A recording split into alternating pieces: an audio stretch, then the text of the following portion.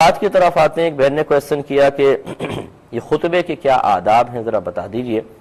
دیکھیں، نبی کریم صلی اللہ علیہ وسلم نے ارشاد فرمایا کہ جب جمعہ پڑھانے والا امام یا خطیب اپنے حجرے سے نکلتا ہے تو ختم جمعہ تک سرکار نے فرمایا ہر قسم کا کام ممنوع ہے، حتیٰ کہ میرے آقا صلی اللہ علیہ وسلم نے ارشاد فرمایا کہ اگر کسی نے کسی کو نیکی کی بات بھی کہی تو اس نے لغو کام کیا. تو یہ ہوتا تھا کہ سرکار پہلے حجرے سے تشریف لائے، ممبر پہ جلوہ افروز ہوئے تو پہلے دور میں بس 2 عربک خطبے ہوتے تھے، اور صحابہ کرام چونکہ عربک سمجھتے تھے اس میں سرکار واعظ و نصیحت فرماتے تھے، اس کے بعد نماز ہو جاتی تھی.